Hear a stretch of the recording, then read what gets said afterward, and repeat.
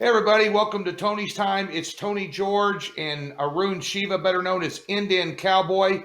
And we're going to be breaking down week 8 of the NFL this week. And before we get the show started, and Arun, I don't know, I'm probably springing a surprise on you. But on my daily videos over there at right here at YouTube, the page you're watching, I've been asking my daily free play video watchers, who are also my followers, who also tune into this show each and every week, to give us a name for the show. And whoever comes up with the best name instead of Tony's Time, I'm going to send them a bunch of Doc Sports swag. And I've got some interesting ones. And Arun, I'm sure you don't know about this because I haven't sprung it on you. But on the past videos, I'm posting your comments. Leave a comment. We'll go through the comments in the back end. We got to filter out, competitors advertising their website and porn sites coming in, trying to post girls that are lonely and this, that, and the other. So we have to filter out some of that stuff. But we'll put up the good ones and even some of the bad ones. And one lucky winner, one lucky Doc Sports YouTube follower. And you could do this on your page too as well. Arun's got a big following over there with his daily free play videos. We'll come up with a name for the show. So, and no, Dumb and Dumber is not going to qualify. So we had a hater in there. I'm not Jeff Daniels and he isn't Jim Carrey. So, take a look around here, folks. But nonetheless, we're having a little fun with the show. We'll figure it out before next week. And the winner will get, some hats, T-shirts, coffee mug, whatever else I can come up with out of the Doc Sports vault.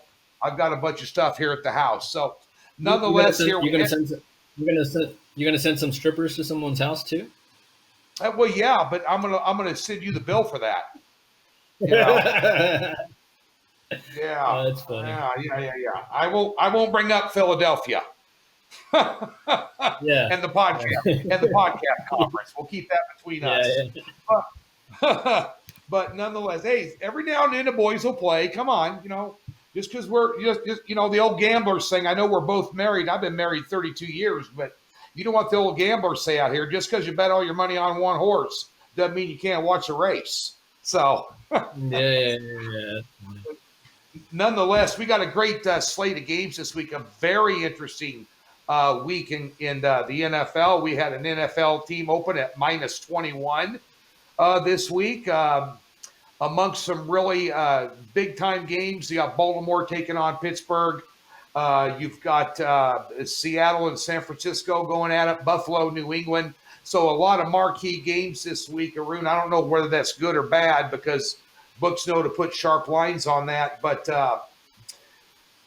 I guess one game I wanted to start out with here that interests me a great deal, and we talked about Detroit last week, and they got the win and the cover, and we kind of gave them out here on the show against your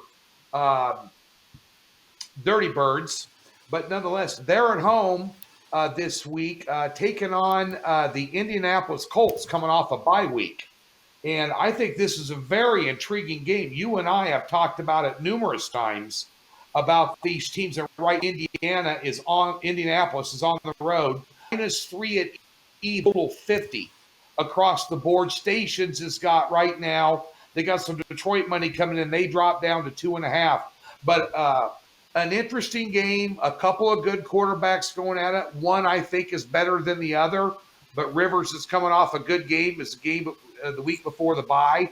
But a real test for Indianapolis, and I guess a real test for Detroit as a home dog. At least up front, to me, they look kind of attractive. Yeah, I mean, I agree with you there. And Detroit was my top play this weekend, and against the Falcons, they were my 6-unit play. And all my top plays typically are just 6-unit plays. But it's cool because if you listen to Tony's Time or whatever we decide to call it, you should be privy to those things. You're taking the time to watch us, and this is our brainstorming session is what it is. We don't try to give out premium picks or anything, and nothing is finalized on the show. But this is literally our brainstorming session. So people get to kind of come into the room, if you will, down to the cave and see what the brainstorming session is for the week. And Detroit was there for me last week. I thought about it more, and I decided to make it my top play. I do 8 plays, and my top play is a 6-unit play, and the rest are 3-unit plays. The remaining 7 are 3-unit plays. I'm high on the Lions, man, because if you take a look at their splits, this is a team that easily handle the Jaguars. So they're a team that takes care of business when they're supposed to take care of business.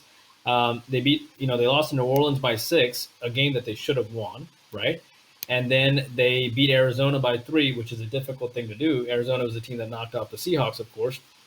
And this is a team that should have beaten the Bears in the first game because they had 3 cornerbacks go down and they gave up 3 touchdowns in the fourth quarter because 3 of their cornerbacks went down in the third quarter.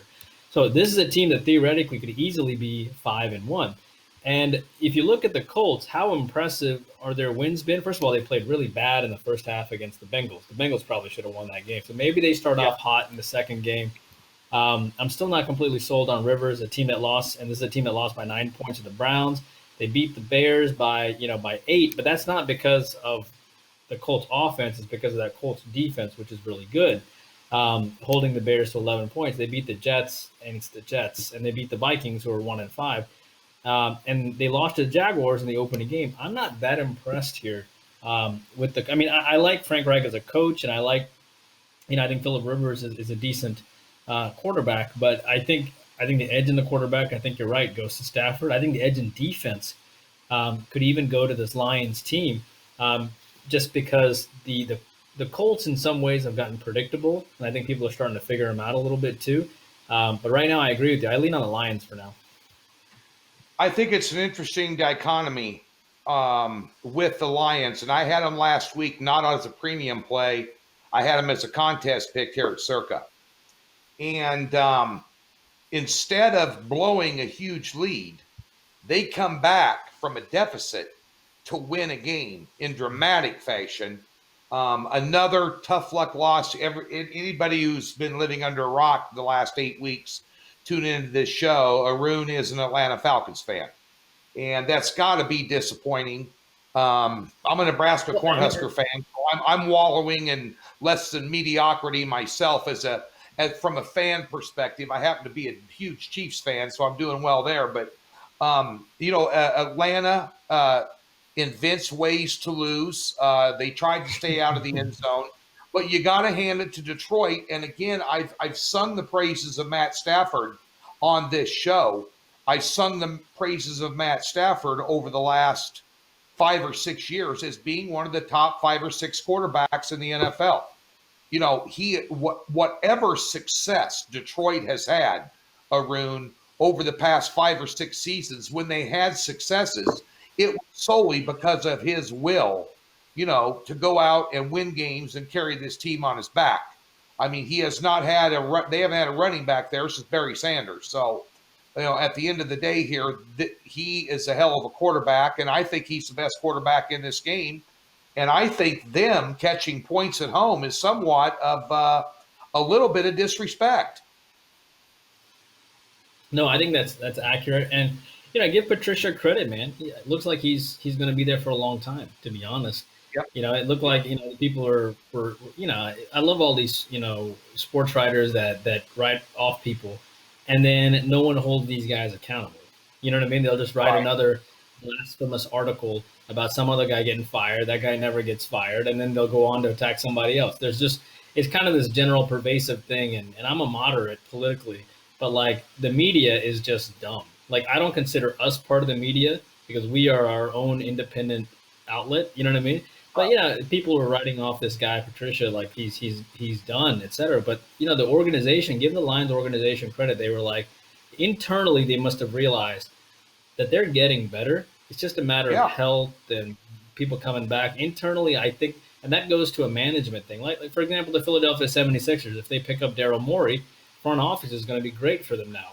So your front office is supposed to be, the calmness that kind of sees through with clarity. That's what the front office is supposed to do. And that's why the Spurs have always done well with R.C. Buford and all those guys. So, yeah, I mean, I give the Lions credit. They're 3-3, Tony. I mean, we could see the Lions in the playoffs. I mean, the Vikings are down. The Packers are the Packers. This could happen.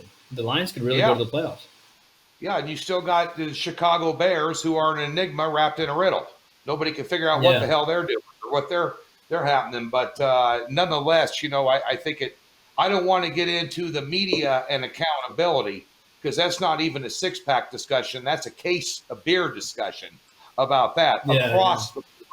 But nonetheless, I think it's going to be an interesting game, and I think the wrong team's favored. And I think that Detroit, with a few extra minutes on the clock and maybe one extra good decision, could be a one-loss football team.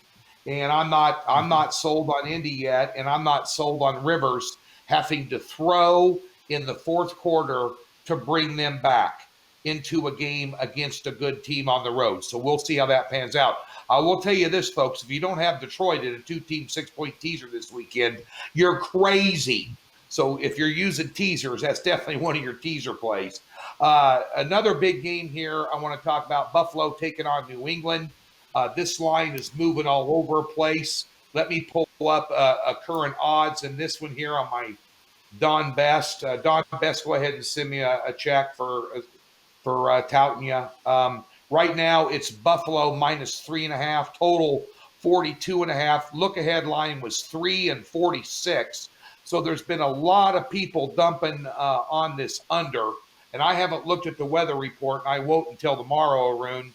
But one thing about Buffalo, you could say last week, both teams had a debacle last week for a game. Cam Newton looked like he made Ryan Leaf look good. That's how bad he played. And they played overall badly as a team. They gave the ball away. Their defense was back on their heels the entire game, courtesy of the offense. Their defense is not that bad. But when you're giving up field position and turnovers and 3 and outs, you're going to have a tired defense. And, San Francisco's getting healthy, especially on the offensive side of the ball. So that was to be expected if that scenario existed. So that's what happened in New England last week. The one thing about Buffalo that concerns me, you'll go, well, I heard some, as you said, quote unquote, some analyst on the NFL Network go, they just got caught looking ahead to next week. Well, I got news for you, and I have been touting their head coach, McDermott there, and I think he's a good head coach at Buffalo.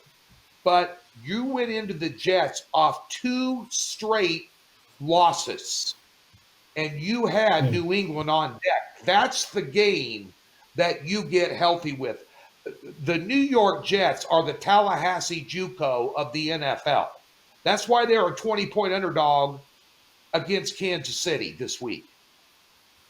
At the end of the day, to go in there and play like that off 2 losses and not work hard to improve what ails you is a big concern going into this game, laying points. And on the other side of the coin, Arun, and I'm just going to say this and I'll get your feedback on the game. The one thing that concerns me is a lot of handicappers, and I listen to VSiN out here and various podcasts on the internet, this, that, and the other, where they're talking about Belichick's pissed off, New England off a loss is this, New England off a divisional loss is this, New England on the road at Buffalo is this. You can take all the trends that Tom Brady and Bill Belichick built up over the last 16 years, and you can throw them out the window, because it is a completely different scenario right now. And you're going to say, well, was Belichick a product of Brady, or was Brady a product of Belichick? Well, I don't know right now, Arun, but look where New England's at. Look where Tampa Bay's at. That might answer that question. That being said, your thoughts on this game? Yeah, I mean, this was a mano-a-mano, Belichick versus Brady. That's what this situation was about. What's interesting is the Patriots have beaten the Bills the last 7 times they played them. So the Bills haven't beaten the Patriots since 2016. So this has kind of been a long time coming. So the Bills will be excited to play them. The Bills actually, if you look at the kind of the metrics behind the Bills game against the Jets, they had 11 penalties. They were penalized for like 105 yards or something. So it was a badly and poorly played game. They were also 0-5 from the red zone too. So they could have certainly scored more points. They just played really, really sloppy.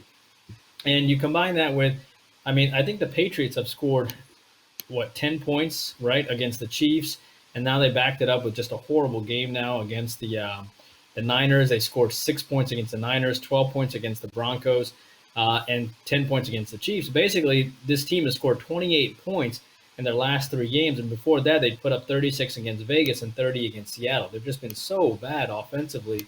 Um, the problem here is that they thought Cam Newton could solve all of their offensive problems. The issue is they have nobody as in the skill positions, really. They have no deep threat. Nobody's respecting the deep threat.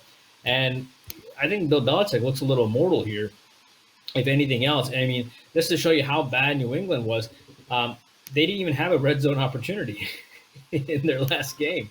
That's really bad, you know. What's that, Tony? They didn't score a touchdown. No, it was horrible, and they didn't score a touchdown against the Broncos either, really. So this team has just looked so bad. I mean, but I will say this: when you just look at the offensive potential, it doesn't look like the Patriots have any offensive potential right now. I mean, if our quote unquote lives are on the line, which team would we take to win this game? Probably the Bills. You know what I mean? I mean, if there's ever a game that this team needs to kind of get up for and get excited about, I mean, this has kind of been a long time coming in this division, right?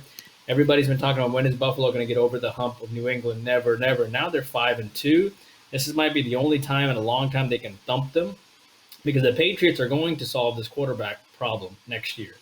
Not necessarily quarterback, but at least at the very least they're going to give him some weapons. But this isn't going to last forever. So, you know, at the end of the day, the Bills did show up and beat Las Vegas. They did beat the Rams. Those are two high-quality wins. They got destroyed by Tennessee, and they hung in there against Kansas City. But could I see the Bills winning by, you know, and it's interesting, the line too, right? That's 3.5. It's kind of like begging you to a little bit take New England here. Yeah, I lean on the Bills. Not like a huge lean, but I lean on the Bills. You brought up a good point there. The line tells you everything usually, even where they're not at now, where they were a week ago on the look-aheads. And the odds makers are begging you to take the Patriots in the hook. They're definitely doing that. If anything, this could end up being, you know, the New England Patriots have one touchdown reception the entire season. Think about that a minute. Think about that. I just saw that stat pop up today. Think about that a minute. I don't know. It's Buffalo or go home. I'm going to be cheering for Buffalo. I'm not going to be on this, but since I got a $500 futures ticket from Circa at Buffalo plus 145 to win this division, I'm going to be a big Buffalo Bills fan this weekend. I can tell you that, to get one up on them here. That's for sure. Let me ask you another question. We have a dilemma. By the way, folks, if you see that free $60 account above our beautiful heads there, click in the link in the description below. Get over to DocSports.com. We got 12 great handicappers over there. 95% of the stuff on the website is absolutely free. Tons of videos, free play write-ups on every sport known to mankind. How-to videos in the Betting 101 section. Then you've got our premium plays. That's the only thing that costs you any money. But most of these guys are giving out a lot of free content. We have content there to help you make better decisions, period. You know, the premium plays we put out are the ones I'm betting in Vegas, the one Arun's betting, where he's betting, and we're getting it done for you big time. So be sure and get over to Docs this weekend. Take that free $60. An NFL daily package is $30. So that'll give you college free on Saturday and NFL free on Sunday. That's the best free anything you're going to get on the internet today.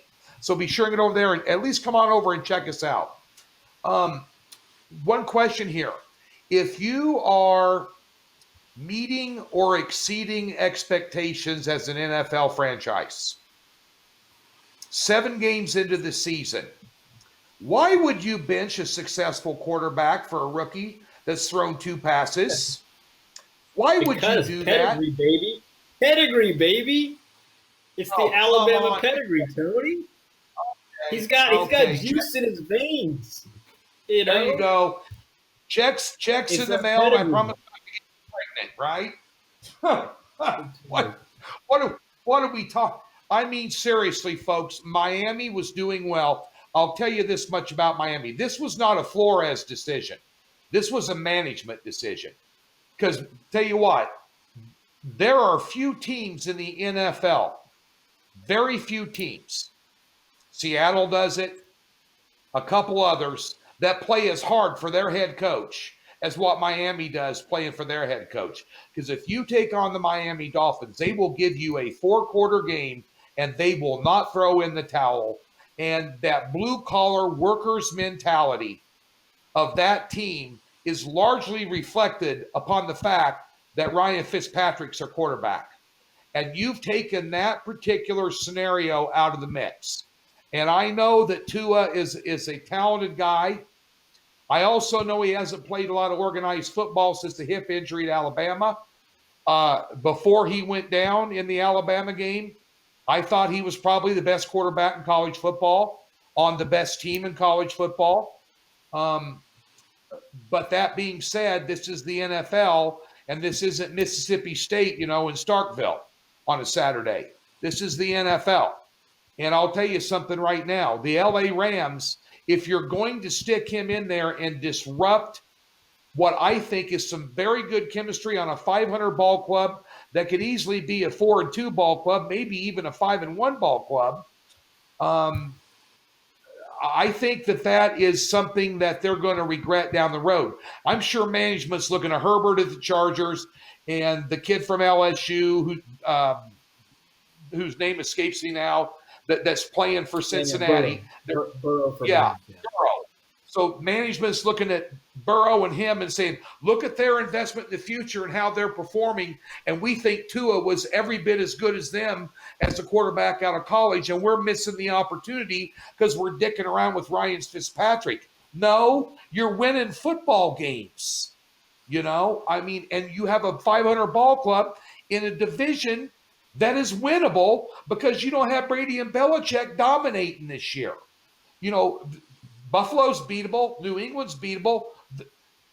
Your team, Alabama, could probably beat the Jets. I'm just saying this is a winnable division. I think this is a bad mistake, and I am all over the Los Angeles Rams because the last thing you want to do when you decide to put Tua in after making 2 NFL passes is put him up against Sam Darnold and those guys.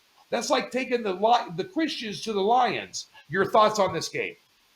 I think you know mine. Yeah, no, I completely understand your thoughts, and I don't think either is the wrong choice. I'll tell you, I read some articles. I'll tell you why the Dolphins might have made this decision. They feel like when Ryan Fitzpatrick faces elite teams, right, he has a tendency to not get over the hump. Either decision would have been good. He went 25 for 45 against the Seahawks on that tight game loss, but he didn't throw a touchdown and he threw 2 interceptions. So I think that's part of it. I think the Dolphins feel maybe that Tua kind of gets them over that hump. And the other game was against the Bills, that 28-31 loss, right? And he was unable to come through in that game. And the same thing with the Patriots game, the 11-21 loss. So these tight games, because their defense is so good, they feel like they're missing that extra little oomph, if you will. Against the Bills game too, Jared Allen went, passed for 400 yards and 4 touchdowns and no interceptions. Fitzpatrick, passed for 330, 2 TDs and no picks. But they feel like he might have missed some opportunities there, maybe get them over the hump. And of course, that New England game, I think they felt like they couldn't get over the hump because they needed someone slightly more dynamic, who might be able to run a little bit more, who might be able to hit the more accurate ball. And Tua is a good thrower. Tua is an accurate thrower. I think what they might try to tell Tua is try not to do too much. This is the NFL. You have some really talented receivers here. You just focus on that 20-yard pass window. Don't try to get ahead of yourself. Let us game plan for you. So they might do that. And remember that New England game, he threw for less than 200 yards and 3 interceptions and no touchdowns. So, right. But having said that, he beat the Niners and dominated them. Even though the Niners had QB issues and blah blah blah, that defense is still that defense, and he hung 40 on that defense, and the Patriots got destroyed by that defense. So we'll see what happens. I think I think they feel like they might have lost anyway with Fitzpatrick against the Rams. So why not give Tua a chance to maybe see? Notice they didn't put him against the Jets. They're like, we're going to win against the Jets. You know what I mean? Right. Like they want to really see if he can get them over a game that they wouldn't have won otherwise. So we'll see what happens. I picked up Tua in fantasy because I figured he's going to run a lot. Because if Donald's going to be chasing him, I'm going to get some rushing yards. So yeah, it should be interesting. And it's interesting that the public also backs the Rams. Minus 3.5, right? So yeah. Before we get to our next game here, just a brief comment. I'm kind of getting, and I'm saying this because I talk to a lot of people at sports books out here in Las Vegas, the general public, because of these videos, because I've been in the sports handicapping business for 28 years, and I had a national show on Sirius Radio for 7 years. I'm kind of a recognizable guy if I go and do a sports book. People from around and I went with my wife. She runs a proxy service out here for the Circa and the Westgate. So I bump into these guys and I have conversations with quote unquote the general public. The guys that are getting into these contests, wanting to stack it up against the big boys, take a piss in the tall wheat, see if they can hang in there. What I've come to find out is there's this sharp versus square stuff is kind of, it's a cliche, but it doesn't hold a lot of water anymore. Because the general public, the consumer, even our clients at Docs are very savvy guys. I would venture to say that 50% of the people who buy our selections and utilize our wares at Docs don't actually bet what we tell them. They want to come in and see what experts are thinking, but they're doing their own handicapping. So when I hear, well, the public's on this, the public was on Green Bay last week and crushed the books. The public was on Team B, crushed the books. The books got beat up. The public was all over the Rams, especially in Vegas, being a lot of West Coast bias out here.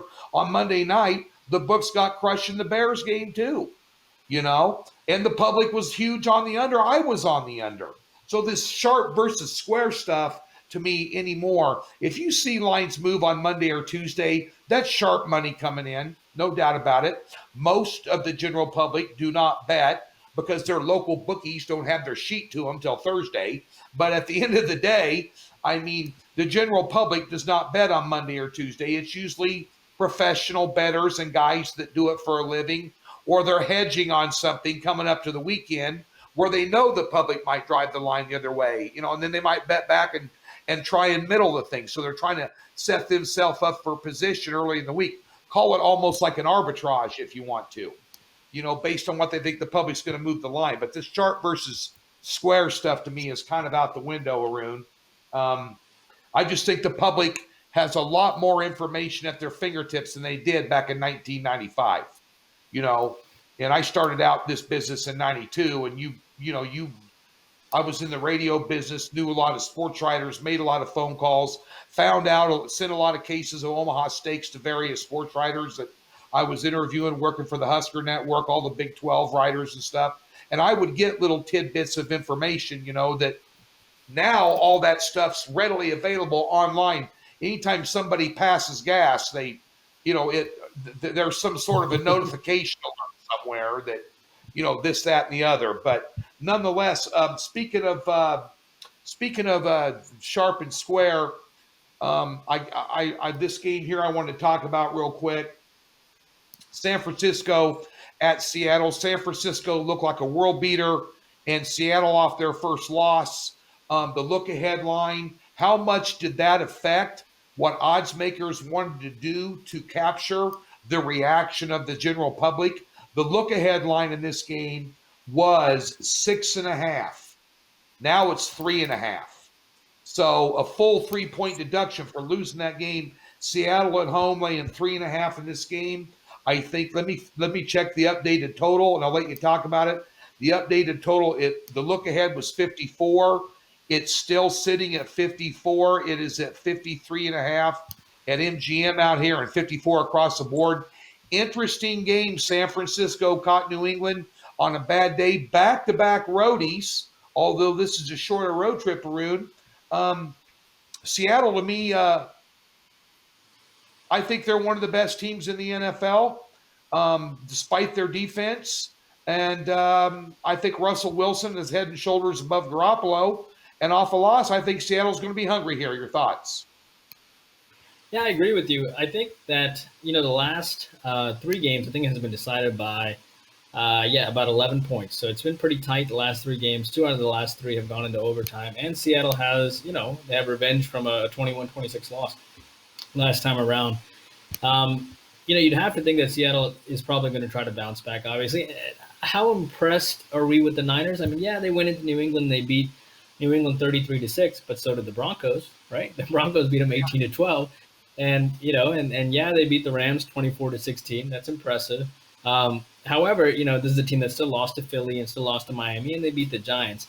But I think Seattle, coming off their first loss, and we talked about it. I leaned on Arizona the other day when we talked about Seattle versus Arizona. Arizona's a good team. Seattle only, Seattle beat Minnesota by 1, and they beat Miami, they beat Dallas, and they beat New England by 5. But who do you want off of a loss? And you always talk about who's the better quarterback, and who's the better quarterback here? Is it going to be Russell or is it going to be Jimmy? It's going to be Russell, right? So Russell's a better quarterback here. You have a Seattle defense that kind of struggled last week, and you have a Niners team that comes off a monumental win.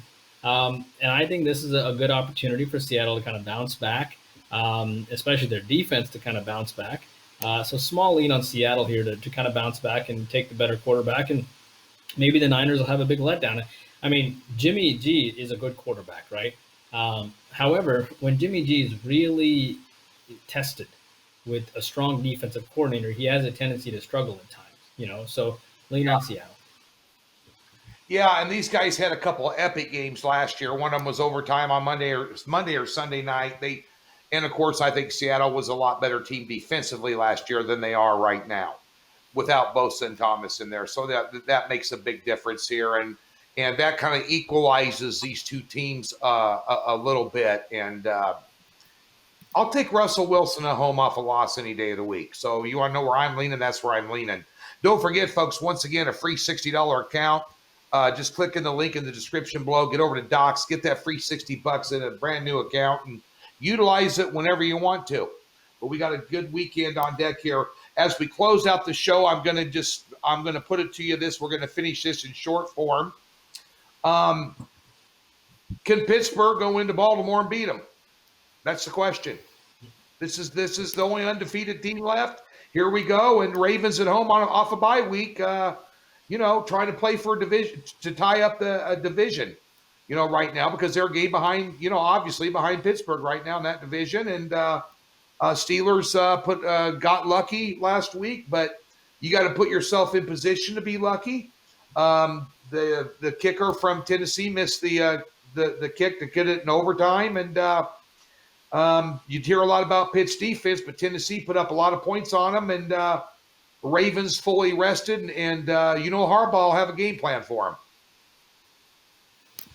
Yeah, it's interesting. I mean, we'll learn a lot about how Pittsburgh handles success here. Will they have a letdown, or will they come through? It's interesting that you see.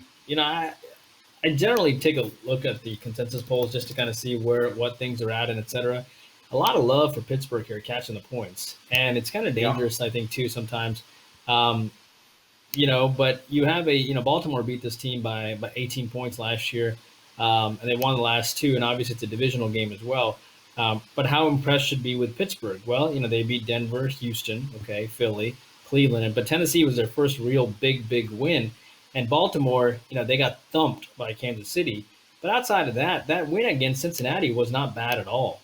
I mean, even though it's 27-3, and even though Cincinnati's 1-5, Cincinnati's been giving a lot of teams trouble. To hold them to 3 points is pretty impressive. I don't think they closed the game well against the Eagles, and I think that's going to be on their mind. And I think they're looking forward to this game. And I think that will really motivate them to kind of do well here. And remember, whenever Baltimore has a bad defensive game, they usually come back pretty well offensively. They gave up 34 to KC, bounced back with 17 against Washington.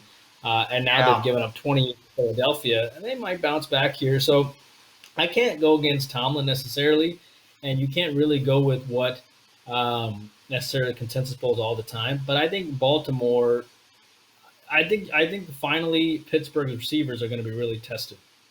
They're going to face some really good DBs, and I think they're going. And I don't know how mobile Ben Roethlisberger is going to be, but we're also going to see Lamar Jackson finally get another opportunity to step up. He faced remember, my belief with Lamar Jackson, great quarterback, but when he faces elite defenses, he struggles always. Same thing with the Titans last year, same thing with the Chiefs this year and last year. So we're going to see if he gets another opportunity to step up. But right now, I lean on the Ravens. Yeah, and to follow up on your betting trends here, I have a couple of these websites to tell me what's going on right now. On the spread, 74% of the money on Pittsburgh, 26% on Baltimore. Here, this is interesting. On the money line, 69% to 31% in favor of Pittsburgh, and 87% on the over. And that's sitting around 50. Let me see where that's sitting around at right now. The over and under is 46.5, opened up at 49. So people taking advantage there a little bit. Here's my belief. It's a coin flip game for two reasons. This is a divisional heavyweight battle between two very good football teams, and there's a hook involved, but I like the home team. But there's a hook involved. If I was to take Baltimore, I would lay the 120, even up to 130 to get the hook off the 3, just for a little insurance policy. Second of all, do not forget, and I think John Harbaugh is a lot better. Well, he's a better coach than his brother, and I also think he's a better coach than Mike Tomlin. However, when you take a look at Mike Tomlin to me is as good a coach as his coordinators are that particular year. That being said, in the underdog role, the last 13 times that the Pittsburgh Steelers have been an underdog, they've covered 11 of them. So that tells you a lot about them taking offense to being an underdog. And bear in mind, there's not a single player in the NFL playing for an NFL team that doesn't know what the spread in the game is. They know whether they're a favorite or an underdog. All of them do. So this is going to be a real interesting game. We're going to get out of here. Arun, I'm going to make a steak and a beer bet for you right now. Let's go ahead. I'm going to go ahead and go against your Dirty Birds on Thursday night. I'm going to go ahead and take the Panthers and lay the 2.5. I'm going to stick you on your Dirty Birds. You like them? I mean, what are you going to do, right? You got to support your team. So what are you going to do? Yeah. But it's fine. I mean, I'll take you on it. I mean, why not? At this point, what I should do is take Carolina, because then in that way I win either way. It's like buying myself a Falcons win. You know what I mean? Sometimes you purposely bet against your team. So I feel like I just bought my team a win. But yeah, it's interesting. The line's only 2.5, right? That should tell you something. That should tell you that Raheem Morris is trying to keep his job. Basically, he should be 2-0. All he had to do was just – I mean, I don't know why Atlanta Falcons just don't need the ball. We should have need the ball in the Super Bowl. We should have need the ball here. Yep. I don't know why you don't have to run a play. You can just kneeing the ball as a play. You know what I mean? Like, doing a 25-yard field goal and doing a 19-yard field goal, it's not going to make a difference. I don't know. But we can do it. No worries. Yeah, well, you've been singing the praises of Matt Rule all year long, so I'm going to make you eat those words a little bit here by sticking you with the Dirty Birds. What are you going to do about the Chiefs and the Jets? Are we going to do it on that? I'm going to put $150,000 on KC money line to win $300. You know what? That's a chicken crap answer, but it's the only one I'm going to give you. Trust me, I don't get near double digits in the NFL, and I sure as hell don't get near -20 in the NFL. So, but could Kansas City win 47-7? Yeah. Could they win 52-3? Yeah. Will they? Probably not. You'll see a lot of players in that game for Kansas City and rest some of their starters once they punch out. Anything at all, maybe take Kansas City on the first half line. That'd be about it for me. By the way, folks, DocSports.com is the absolute best sports handicapping website on the planet. Although I'm biased, it is true. So be sure and come on over and see us. Get that free $60. Get hooked up with Arun this weekend with his football package Saturday and Sunday, myself as well. And by the way, congratulations to the LA Dodgers. Congratulations, Los Angeles. You now hold an NBA title and you hold a Major League Baseball world title all in about 2 months' time. And it kind of pisses me off because you're a bunch of fair weathered fans, but yet you still got 2 titles. So it irritates me. So nonetheless, congratulations. Thanks for tuning in. We'll be back next week. Thanks, everybody.